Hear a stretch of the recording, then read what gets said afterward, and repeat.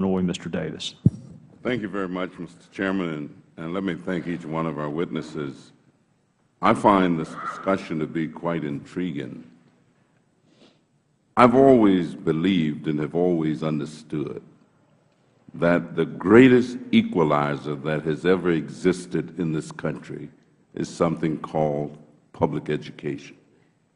That public education has been the greatest equalizer that has existed in this country. Mr. Chavous, I'm very familiar with your record. I've watched you and observed your work as you were a member of the D.C. Council. I've also been aware of your work in terms of national education reform and the efforts to provide opportunities outside even the District of Columbia, and I commend you for it. As a matter of fact, I was at one of the schools that you've been involved with 2 weeks ago and had a great time with the students and some of the faculty there.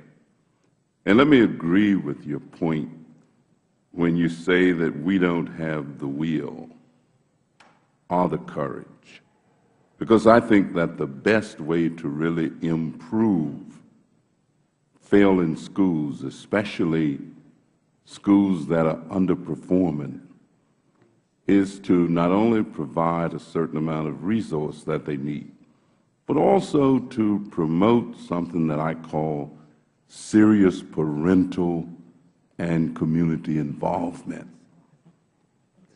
And I think that I have a school in my congressional district where just yesterday we honored the principal because they have something called, well, they are 90-90-90 school. All of the kids live in what is called the North Lawndale community. All of them, more than 90% of them, are not only low income, but they all 90% or more qualify for food subsidies and free breakfast and subsidized lunch. They right now happen to be the best performing school in the state of Illinois. I used to live on the block where they're located. As a matter of fact, the houses on one side of the block were torn down to build the school. I lived in a house on the other side of the block.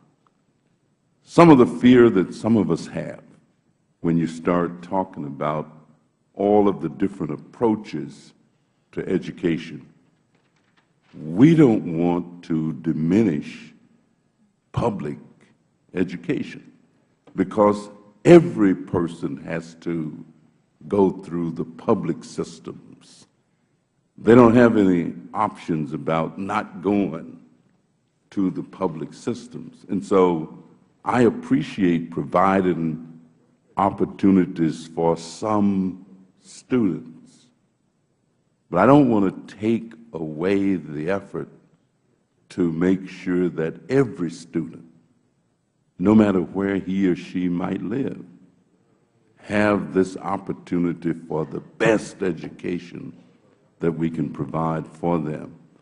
And so when you talk about, Mr. Chairman, why some people might appear to be opposed, they're not opposed to education, but they are afraid that there might be some retraction, that there might be some going backwards, that diminishing of focus on all to the benefit of the few or some may have a tendency to produce that kind of trend.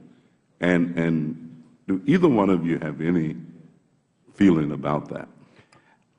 First of all, Mr. Chairman, Ranking Member, thank you so much for those comments and your work in terms of helping with schools in Chicago, and you and I know about some of the things you've helped with for those children, and that's much appreciated. On that point, this is the analogy I like to use. it pains me what I see happening, not just in D.C. public schools, but traditional public schools around the country. We need to focus on that. But the analogy I use is the house is on fire, and we got to proceed on different tracks. There are firemen who have to go put that fire out, and there are firemen who have to go inside that burning building and pull some of those kids out. And you know what? You may not pull everyone out of that building, but you're going to pull out as many as you can to stabilize the situation and to save lives. The dire deficits of our children, particularly children of color in this country, particularly African-American men in this country, where in some cities like the city I grew up in, Indianapolis, 80% of the black boys enter high school drop out. In Baltimore, 70%. Because of those deficits that exist, I think, yes, we've got to put the fire out and do what we can to restore and improve our public schools, traditional public schools. But by goodness, Mr. Ranking Member, we need to support any and all means that's going to educate even one child. And I don't care if it's charter schools, traditional public schools, if it's scholarship programs, if it's tax credits, if it's magnet schools, if it's specialty schools. I don't care what it is. I really believe that by any means necessary should be by any means necessary when it comes to the children that we're trying to save. And that is my view. And I tell you, I think that these parents you hear from, they have that view. Because when it comes to individual children and individual parents who want the best for their child or their children, they should not be penalized based on zip code. And I think, unfortunately, that's the reality.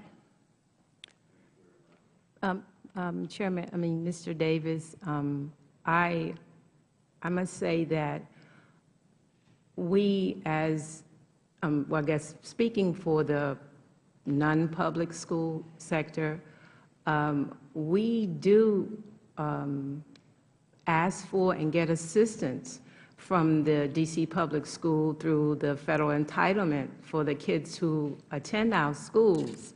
So in return, because some of the service, because we are small and private, that we can't provide these students, we are still getting assistance through the D.C. public school. So we're not saying that we don't need the D.C. public schools.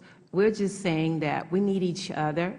We need each other to find out how and ways of bringing our children and raising our children as a community, and not just sometimes as an individual. We have to do it as a group, and through this effort, all of us can make it possible for some children. And like he said, we might not get all of the kids, but the kids that we do provide the services for, we try to do the best that we can at those given times. Thank you. Mr. Chairman, can I briefly address the Ranking Member's question? Sure. Ranking Member Davis, there's a substantial amount of evidence that the pressure of competition from school choice programs actually leads traditional public schools to improve in response and generate positive outcomes for students, thus creating a rising tide that lifts all boats. And so really the idea of expanding choice and improving public education is really a false choice. The two can and often do work in close tandem. If I could also, Mr. Chairman, just quickly, the charter schools in D.C. explicitly through our association seek to find out what works, for whom, under what conditions, and to share best practices with DCPS and with other urban public school systems around the country. That is one of our explicit goals, to benefit all of the children.